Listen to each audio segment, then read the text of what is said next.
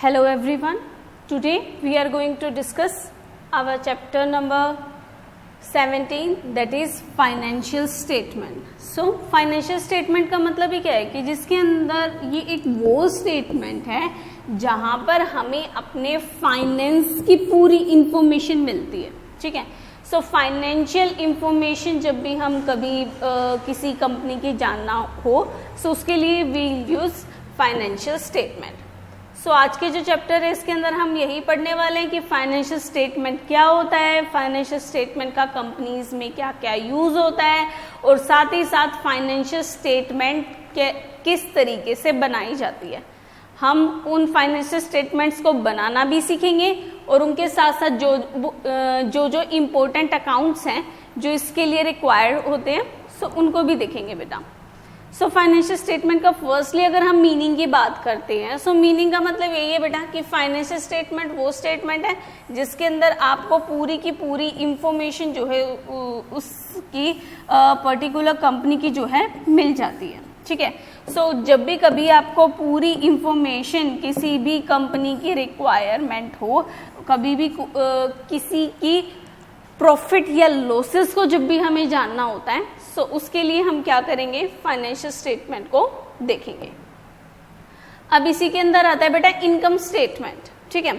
So income statement का मतलब क्या है कि इसके अंदर आपको मेनली दो अकाउंट्स बनाने होते हैं जिसमें आपकी इनकम का मतलब ही क्या होता है, अर्निंग का सोर्सेज. ठीक है. सो अर्निंग के जो भी सोर्सेज हैं वो आपको अपनी इनकम स्टेटमेंट के थ्रू इजीली पता चलते हैं जिसमें आपके मेनली दो अकाउंट्स बनते हैं. एक तो है आपका ट्रेडिंग अकाउंट और दूसरा होता है बेटा profit and loss account. So trading account का मतलब क्या होता है, ट्रेडिंग अकाउंट का मतलब है कि जितने भी बिजनेस के अंदर फैक्ट्री से रिलेटेड खर्चे होते हैं उन सभी फैक्ट्री से रिलेटेड एक्सपेंसेस को हम इसके अंदर कंसीडर करते हैं. फैक्ट्री का मतलब क्या होता है, फैक्ट्री का मतलब ये होगा कि मैन्युफैक्चरिंग का मतलब होता है कि जब भी कभी आप किसी भी रॉ मटेरियल का मतलब होगा बेटा जो भी आपका कच्चा माल है. ठीक है. सो जब भी कभी आप रॉ मटेरियल को कन्वर्ट करते हैं, किस में कन्वर्ट करते हैं, फिनिश गुड में कन्वर्ट कराते हैं. सो ये जो रॉ मटेरियल को फिनिश गुड में कन्वर्ट कराने का प्रोसीजर है ये जहां पर किया जाता है वो किया जाता है फैक्ट्री में और उसी का ही पूरा का पूरा अकाउंट्स निकालना, पूरी की पूरी कैलकुलेशन निकालना ही हमारा जो है ट्रेडिंग अकाउंट के अंदर किया जाता है. सो इसके अंदर हमारा यही है कि जो भी हमारे ओपनिंग स्टॉक्स होते हैं, परचेज होते हैं, परचेज रिटर्न है, ठीक है, सेल्स हैं, सेल्स रिटर्न्स हैं. सो ये सारी की सारी इंफॉर्मेशन हमारी और साथ ही साथ आपका जो क्लोजिंग स्टॉक है सो ये सारी इंफॉर्मेशन हमारे यहाँ पर प्रिपेयर की जाती है और इसे बनाना कंपल्सरी है. ये फर्स्ट स्टेप है किसी भी बिजनेस की फाइनेंशियल पोजीशन को जानने का. सो अगर अब हम बात करते हैं कि ट्रेडिंग अकाउंट किस तरीके से बनाया जाता है तो बनाने से पहले, इसके फॉर्मेट को जानने से पहले हमें ये जानना ज़रूरी है कि ये जो अकाउंट होता है ये नॉमिनल अकाउंट होता है. नॉमिनल का मतलब होता है बेटा केवल नाम मात्र का अकाउंट. दैट मीन्स जिसके अंदर हमारा रूल था debit all losses and expenses and credit all income and gains. ठीक है.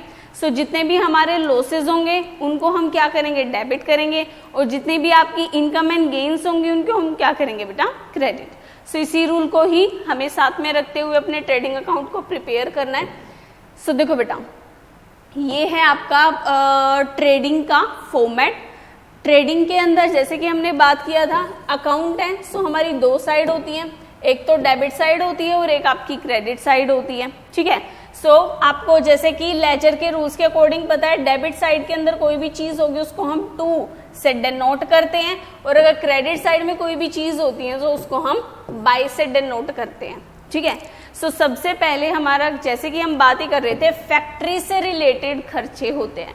सो फैक्ट्री से रिलेटेड जब भी आपके खर्चे होंगे तो सबसे पहले आप क्या दिखाते हैं, सबसे पहले आप ओपनिंग स्टॉक को दिखाएंगे. ओपनिंग स्टॉक मतलब पिछले साल का जो भी आपका स्टॉक बचा हुआ था वो आप क्या करेंगे, अब गिराने वाले तो है नहीं इतना. सो उस स्टॉक को यूटिलाइज करने के लिए हम क्या कर रहे हैं, इस साल यूज कर रहे हैं. सो ये हमारा ओपनिंग स्टॉक होता है, जो पिछले साल का बचा हुआ अनसोल्ड गुड्स होता है। उसके बाद आती है बात परचेज की। परचेज मीन्स जो भी आप कोई भी नई चीज खरीद रहे हैं, सपोज आपने कोई भी चीज खरीदी है और उसमें से अगर आपको कुछ डिफेक्टिव गुड्स लगा या किसी भी रीजन से आप सामान वो वापस कर रहे हैं, ठीक है, सो वो चीज हो जाएगी आपकी परचेज रिटर्न। और परचेज रिटर्न को हम रिटर्न आउटवर्ड भी बोल सकते हैं। इसके बाद बारी आती है बेटा वेजेस की। वेजेस का मतलब जो भी आप मजदूरी, किराया जो है दे रहे हैं, और वेजेस एंड सैलरी भी इसके अंदर आता है। साथ ही साथ जितने भी आपके डायरेक्ट एक्सपेंसेस है, डायरेक्ट एक्सपेंसेस से मतलब है कि डायरेक्टली बिजनेस के लिए या मैन्युफैक्चरिंग के लिए जो है वो खर्चा लग रहा है, ठीक है। इसके बाद कैरेज किराया है, कैरेज इनवर्ड है, कैरेज ऑन परचेज है। परचेज मीन्स खरीदते वक्त जो किराया लगा है। सो ये सारी की सारी चीजें किसी भी बिजनेस के लिए खर्चा होती हैं। सो खर्चा होती है, इसीलिए हम इसको जो है डेबिट साइड में शो करते हैं। अगर हम बात करते हैं बेटा क्रेडिट साइड की, सो क्रेडिट साइड में सबसे पहले किन किन सोर्सेज से आपके पास पैसा आएगा। अगर कोई भी गुड्स सोल्ड आउट होगा तो आप क्या करेंगे, उसमें से सेल्स रिटर्न को माइनस कर देंगे। सेल्स रिटर्न को हम रिटर्न इनवर्ड भी बोल सकते हैं, ठीक है। इसके बाद बारी आती है बेटा क्लोजिंग स्टॉक की। क्लोजिंग स्टॉक का मतलब होता है कि इस साल का जो भी आपका सामान है जो आपका सोल्ड आउट नहीं हुआ है। ओपनिंग स्टॉक था बेटा आपका पिछले साल का अनसोल्ड गुड, और क्लोजिंग स्टॉक था आपका इस साल का अनसोल्ड गुड। और उसके बाद ग्रोस लॉस। ग्रोस लॉस का हमें कैसे पता चलता है बेटा, सपोज जैसे कि हमने अभी पता लगाया था कि हम ट्रेडिंग अकाउंट बना रहे थे। ये जो आइटम्स हमने अभी डिस्कस की थी, ये सारी चीजें हम यहाँ पर डिटेल कर रहे थे। सो अगर आपका क्रेडिट बैलेंस ज्यादा आ जाता है, क्रेडिट बैलेंस ज्यादा आने का मतलब ये है कि आपके पास ज्यादा कैश अवेलेबल होगा। सो ज्यादा कैश अवेलेबल मतलब आपके पास पैसे ज्यादा आए हैं, जबकि आपके पास खर्चा जो है कम हुआ है। सो इस वजह से यहाँ पर जो शो किया जाएगा वो होगा बेटा आपका ग्रोस प्रॉफिट, ठीक है। अगर इसका अपोजिट हो जाता है, आपके पास सपोज डेबिट बैलेंस तो ज्यादा आ जाए और क्रेडिट बैलेंस कम आ जाए, दैट मीन्स आपके खर्चे तो ज्यादा हुए हैं लेकिन आपके इनकम इतनी नहीं हुई है, तो उस सिचुएशन पे हम यहाँ पर ग्रोस लॉस को शो करते हैं। सो ये हमारा छोटा सा फॉर्मेट था बेटा, जिसके अंदर हम इसी के अंदर अभी इतनी नहीं और भी काफ़ी चीज़ें आती हैं ट्रेडिंग अकाउंट के अंदर, जो कि अभी हम डिस्कस करने वाले हैं। सो इसके अंदर क्या है बेटा, देखो सबसे पहले अगर आप बात करते हैं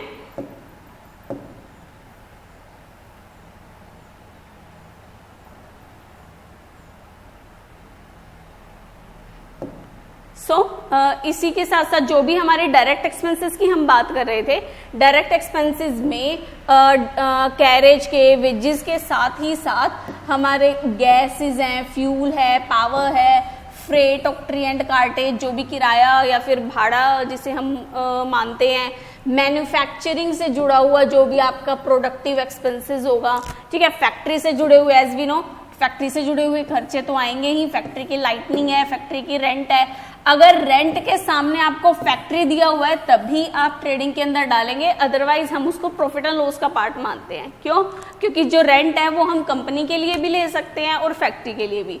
सो फैक्ट्री के लिए लिया हुआ जो रेंट होगा वो फैक्ट्री में डाला जाएगा, और कंपनी के लिए लिया गया जो रेंट है वो फैक्ट्री का खर्चा, कंपनी का खर्चा माना जाएगा। सो अगर आप बात करते हैं डॉक चार्जेस, डॉक चार्जेस क्या होता है बेटा? डॉक चार्जेस का मतलब है कि कोई भी आप किसी बंदरगाह से या फिर किसी भी अलग सोर्सेज से क्या कर रहे हैं, सामान मंगवा रहे हैं, सो उसके लिए आपकी क्या होते हैं, काफी सारे टैक्सेस वगैरह चार्जेस लगते हैं। सो उन सभी चार्जेस को भी हम यहाँ पर इसके अंदर ही कंसीडर करते हैं। अगर आप इंपोर्ट ड्यूटी की बात करते हैं, इंपोर्ट का मतलब ही क्या होता है कि जब हम विदेश से क्या कर रहे हैं, सामान मंगवा रहे हैं, ठीक है। सो जब हम किसी दूसरे देश से सामान मंगवा रहे हैं तो मंगवाने का मतलब क्या है, कच्चा माल ही अगर हम मंगवा रहे हैं तो किस लिए मंगवा रहे हैं, ताकि उसे फैक्ट्री में खुद बना सकें और फिर उसको बेच सकें। सो इसका मतलब क्या है, ये हमारे लिए एक तरह का रॉ मटेरियल ही होता है। सो इंपोर्ट ड्यूटी दैट मीन्स उस रॉ मटेरियल को खरीदने के लिए जो भी अमाउंट पे की गई है वो फैक्ट्री के खर्चों में ही इंक्लूड मानी जाएगी। इसके बाद अगर आप बात करते हैं बेटा रॉयल्टी की, रॉयल्टी का मतलब क्या होता है कि जैसे कि ये कोयले की खान, जो इन नेचुरल सोर्सेज से जो भी आपको चीजें मिलती हैं, ठीक है। सो इन नेचुरल सोर्सेज से मिलने वाली चीजों पर जब भी कभी हमें कुछ ना कुछ पे करना पड़े। अगर एग्जाम्पल के तौर पे सपोज कोयले की खान है, कोयले की खान से हमें क्या करना है, मान लो हमारा फैक्ट्री ने कॉन्ट्रैक्ट कर रखा है, सो हम क्या कर रहे हैं, 1 साल के लिए पूरी कोयले की खान जो है उसकी खुदाई हमारी कंपनी करेगी, ठीक है, और उसका जो रॉ मटेरियल होगा वो भी हम ही यूज करेंगे। सब फ्री में तो कोई आपको देने वाला है नहीं। दैट मीन्स उसके लिए जो भी आप पेमेंट करेंगे वो पेमेंट आपकी जो है रॉयल्टी कही जाएगी। इसके बाद अगेन लास्ट में जो आपका ग्रोस प्रॉफिट या ग्रोस लॉस बचता है उसको हम यहाँ पर जो है कंसीडर करते हैं, इसके थ्रू हमारा ग्रोस प्रॉफिट या ग्रोस लॉस आ सकता है। अब अगर हम एक क्वेश्चन लेते हैं जिसके थ्रू आपको आई होप ये क्वेश्चन और अच्छे से ये टॉपिक क्लियर हो जाएगा, ठीक है। सो इसके अंदर इलिस्ट्रेशन में यही है, जितनी भी सारी चीजें थी वे सारी चीजें यहाँ पर दे रखी हैं, हम उनको डिस्कस करते हैं। देखो बेटा, सबसे पहले हमने फॉर्मेट के अकॉर्डिंग ही पढ़ा था कि सबसे पहले हम क्या डालते हैं, ओपनिंग स्टॉक। सो जो भी आपका trading and profit and loss होगा उसके डेबिट साइड में आप क्या करेंगे, ओपनिंग स्टॉक डाल देंगे, परचेज डाल देंगे। परचेज देखते वक्त आपको हमेशा एक बार पूरा चेकआउट कर लेना है कि यहीं कहीं पर परचेज रिटर्न तो नहीं है, बिल्कुल दिया हुआ है। सो परचेज रिटर्न होगा तो हम क्या करेंगे, परचेज में से लेस कर देंगे, ठीक है। अगेन सेल्स हमारी क्रेडिट साइड में आता है, सो इसे हम क्रेडिट साइड में शो करेंगे। फ्रेट एंड ऑक्ट्री आपके डेबिट में, wages debit, factory lightning debit, coal gas and power debit. Sales return का क्या करेंगे, आपकी सेल्स जो यहाँ पर आई थी 25 लाख की, सो उस 25 लाख में से आप 1 लाख रुपीज क्या कर देंगे बेटा, सेल्स रिटर्न के लेस कर देंगे। दैट मीन्स आपकी जो टोटल सेल होगी वो 24 लाख की हो जाएगी। इसके अलावा कैरेज ऑन परचेज है बेटा, खरीदते वक्त जो किराया दिया जाता है वो फैक्ट्री का होता है, जबकि बेचते वक्त जो किराया दिया जाता है वो कंपनी का। सो कैरेज ऑन सेल को हम शो नहीं करेंगे, कैरेज ऑन परचेज को शो कर देंगे। फैक्ट्री का रेंट है तो वो शो किया जाएगा डेबिट साइड में, ऑफिस रेंट यहाँ पर नहीं आएगा, इंपोर्ट ड्यूटी यहाँ पर आ जाएगी। सो अगर मैं इसी क्वेश्चन को अगर आपके सामने रखती हूँ, सो यही है बेटा, ओपनिंग स्टॉक है, फिर परचेज में से हमने परचेज रिटर्न माइनस किया हुआ है, freight and octroi, wages, factory lighting, coal, purchase, rent, import duty, और सेल्स में से हमने सेल्स रिटर्न माइनस किया ही था। और जैसे कि आपने पीछे क्वेश्चन में देखा ही था कि हमारा जो क्लोजिंग स्टॉक है लास्ट में, हमें आपको पता है कि ट्रायल बैलेंस के अंदर या कभी भी कोई इंफॉर्मेशन दे रखी होगी, क्लोजिंग स्टॉक को कभी भी हम अंदर ट्रायल बैलेंस के अंदर शो नहीं करते हैं। सो ये बाहर है, सो इसीलिए हम यहाँ पर इसकी इंफॉर्मेशन दिखा देंगे। एट लास्ट हमारा जो प्रॉफिट है वो यहाँ पर फाइंड आउट हो जाएगा। इसके लिए यहाँ पे एक और फॉर्मूला भी यूज हुआ है बेटा, कॉस्ट ऑफ गुड सोल्ड का। So cost of good sold का मतलब क्या होता है, जिसके अंदर आप अपना ओपनिंग स्टॉक, परचेज, जितने भी आपके डायरेक्ट एक्सपेंसेस हैं वे, इन तीनों चीजों को आप क्या कर लेंगे, ऐड कर लेंगे। ओपनिंग स्टॉक को, परचेज को, और जितने भी आपके डायरेक्ट एक्सपेंसेस होंगे उनको ऐड करने के बाद एट लास्ट आप क्या करेंगे, आप जो क्लोजिंग स्टॉक है ना इसको लेस कर देंगे। सो इसके बाद जो आपका कॉस्ट ऑफ गुड सोल्ड है, गुड सोल्ड का मतलब ही क्या होता है, जो भी आपकी फैक्ट्री में वो प्रोडक्ट को बनाने के लिए लागत आई है उसको आप यहाँ पर लेस कर देंगे। सो इसके आगे अब हम चलते हैं बेटा प्रॉफिट एंड लॉस अकाउंट में। प्रॉफिट एंड लॉस के अंदर क्या होता है, अब तक तो हमने ट्रेडिंग अकाउंट के अंदर पढ़ा था कि जितने भी फैक्ट्री से जुड़े हुए खर्चे होते हैं उन सभी खर्चों को हम यहाँ पर जो है शो करते हैं, ठीक है। अब जब बात आ रही है बेटा प्रॉफिट एंड लॉस अकाउंट की, सो प्रॉफिट एंड लॉस का मतलब है कि कंपनी के जो खर्चे होंगे। अब फैक्ट्री और कंपनी में क्या डिफरेंस होता है, फैक्ट्री के तो अंदर आते हैं बेटा केवल और केवल मैन्युफैक्चरिंग, लेकिन कंपनी के अंदर आता है जितना भी ऑफिस एंड एडमिनिस्ट्रेशन का है, सेलिंग का है, डिस्ट्रीब्यूशन का है, ठीक है। सो इस तरह के जो ये चीजें आती हैं, ये सारी ही चीजों को हम जो है प्रॉफिट एंड लॉस अकाउंट के अंदर कंसीडर करते हैं। यानी कि कंपनी से रिलेटेड जो भी खर्चा होगा वो सारा आपका प्रॉफिट एंड लॉस अकाउंट के अंदर जो है शो किया जाएगा। अगर आप इसके फॉर्मेट की बात करते हैं बेटा, सो फॉर्मेट के अंदर अगेन जैसे ही हमें प्रॉफिट या लॉस होता है, प्रॉफिट या लॉस कहाँ से होगा, फैक्ट्री से। अगर आपको हमेशा आपको पता है कि जो भी अकाउंट्स होते हैं उनमें हमेशा जो है क्रॉस रिलेशन होता है। क्रॉस रिलेशन होने का मतलब ये है, अगर आपका जीपी यहाँ पर है so profit and loss account की क्रेडिट साइड में आ जाएगा, अगर आपका ग्रोस लॉस आता है तो वो आपका डेबिट साइड में आ जाएगा। सो हमारे पास अगर प्रॉफिट आता है सो हम उसे ब्रोट डाउन कर लेंगे, अगर लॉस आता है तो उसे ब्रोट डाउन कर लेंगे। सो ब्रोट डाउन करने के बाद अब हम चल रहे हैं P&L। P&L के अंदर भी वही, किन्हीं भी सोर्सेज से आपके पास इनकम होगी, आपके पास पैसा आएगा, तो आप क्या करेंगे, क्रेडिट साइड में डालेंगे। किसी भी वजह से अगर आपके पास से पैसा जा रहा है, आपका खर्चा हो रहा है, सो आप कहाँ करेंगे बेटा, डेबिट साइड में राइट डाउन करेंगे। जैसे कि यहाँ पर जो भी सैलरी है, रेंट है, printing, postage, lightning, insurance, legal charges, audit fees, travelling expenses, establishment expenses, इसी के साथ ही साथ ट्रेड एक्सपेंसेस हैं बेटा, जनरल एक्सपेंसेस हैं, सेलिंग एंड डिस्ट्रीब्यूशन एक्सपेंसेस हैं, ठीक है, एडवर्टीजमेंट है, कमीशन, ब्रोकरेज, बैड डेट, जो पैसा डूब जाता है कंपनी का, एक्सपोर्ट ड्यूटी अगर आप पे कर रहे हैं, एक्सपोर्ट मीन्स अगर आप अपना सामान विदेश में बेच रहे हैं तो बेचने पे आप जो एक्सपोर्ट ड्यूटी पे कर रहे हैं, डिलीवरी वैन का खर्चा है, stable expenses, distribution, bank charges, entertainment, conveyance, donation, लोसों से, ठीक है। तो ये हमारी सारी चीजें थी जो नॉर्मली हम मान के चलते हैं कि किसी भी बिजनेस फर्म के अंदर, कंपनी के अंदर ये जो है नॉर्मल खर्चा होता रहता है, ठीक है। अब ये तो बात हुई थी बेटा डेबिट साइड की। डेबिट का मतलब क्या होता है, जहां पर आपके खर्चे हो रहे थे। लेकिन अगर आप बात कर रहे हैं क्रेडिट साइड की, सो क्रेडिट साइड का मतलब क्या है कि जहां पर आपके पास पैसा आ रहा है। अब अमाउंट कैश कहाँ से आ सकता है, रेंट फ्रॉम टीनेंट।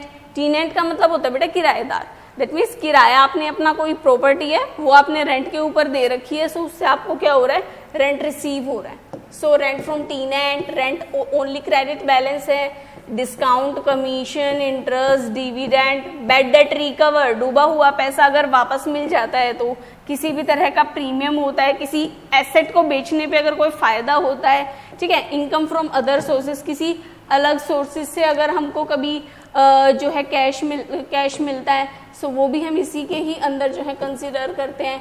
इसी के साथ साथ जो भी मिसलेनियस रिसिप्ट्स होती हैं या जितने भी नेट इसके बाद हम क्या करेंगे, प्रॉफिट एंड लॉस अकाउंट को बैलेंस करेंगे। अगेन जैसे आपने ट्रेडिंग अकाउंट के अंदर ही किया था कि डेबिट और क्रेडिट बैलेंस को आप क्या करते हैं, कंपेयर करते हैं, जिस तरफ भी बैलेंस कम आता है उसे मानते हैं। सो अगर क्रेडिट साइड में बैलेंस कम आता है तो हम नेट लॉस मानेंगे, और अगर डेबिट साइड में बैलेंस कम आता है तो आप नेट प्रॉफिट मानेंगे। इसके बाद बारी आती है बेटा आपकी बैलेंस शीट की। सो बैलेंस शीट का मतलब क्या होता है, बैलेंस शीट का मतलब ये होता है जिसके अंदर आपकी पूरी की पूरी एसेट्स और लाइबिलिटीज को जो है शो किया जाता है। So it is a business form showing what is owed and what the proprietor is worth is called balance sheet. यानी कि एक बिजनेस फॉर्म है जिसके अंदर क्या क्या तो किसी बिजनेस ने ओव कर रखा है, उधार ले रखा है, और क्या क्या उसके पास एक्चुअल में कीमत है। सो दोनों ही चीजें जब एक जगह पर शो की जाती हैं उसी स्टेटमेंट को ही बैलेंस शीट बोला जाता है।